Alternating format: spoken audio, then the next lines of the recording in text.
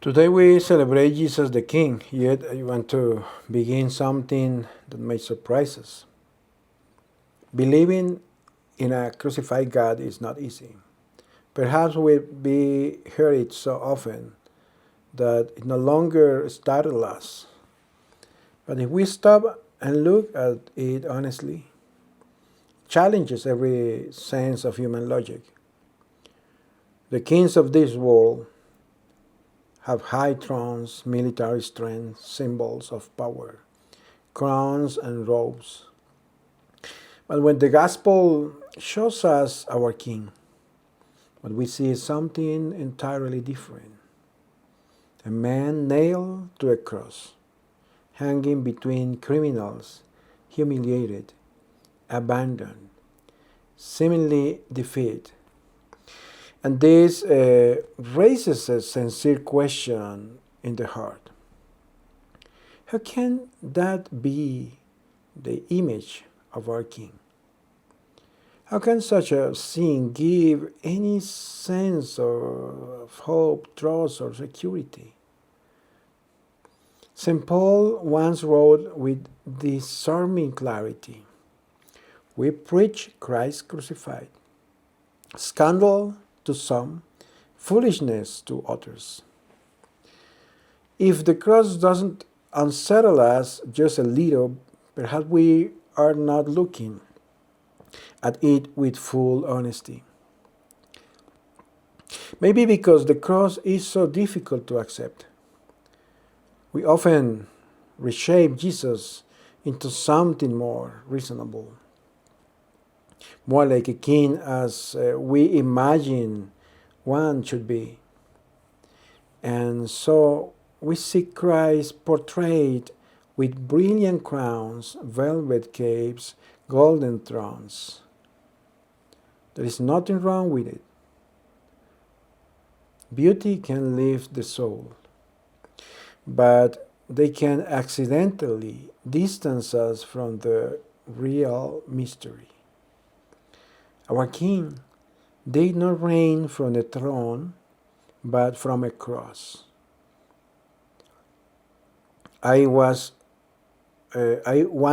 heard a story about a priest visiting a very ill man in a hospital. He noticed that the man would pray quietly with a serene devotion.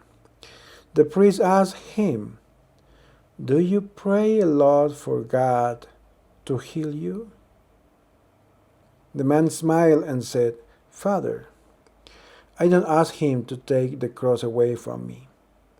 I ask him to walk with me. If he is with me, I am already saved." After he died, his family shared that they had never seen such peace on his face as when he prayed. His final moments were filled with calm. He had found Christ on the cross. This man believes in a crucified God, and that belief made him free, just like the good thief who recognized his king at the very moment when others saw only defeat. Even today, there is a real temptation to avoid the cross. Some Christian communities prefer not to mention it at all. Too negative, too uncomfortable, too weak. They prefer a Christ who is always victorious according to human standards, a coach, a motivator, a spiritual entrepreneur. But this is not the gospel. Remove the cross and you remove Christ.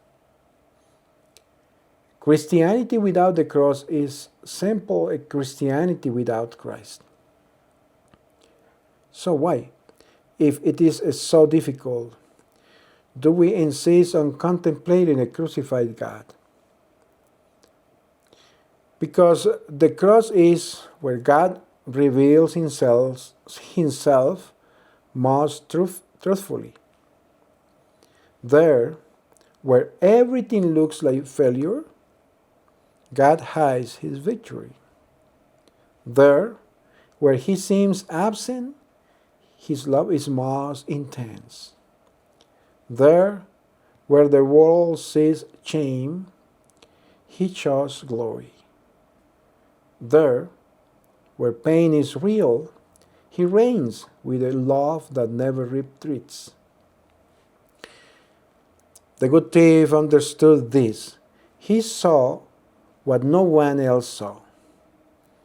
A king who saves not by coming down from the cross, but by staying on it out of love. And because he recognized that truth, Jesus answered him, "Today you will be with me in paradise." As the liturgical year comes to an end, perhaps this is the invitation placed before us, to look again the true King, the one who does not dominate, but saves, the one who does not impose, but offers his life, the one who does not escape suffering, but transforms it into a doorway to paradise.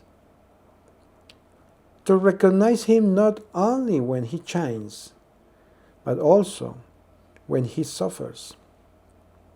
Because whoever has learned to kneel before Christ crucified will never kneel before any false god.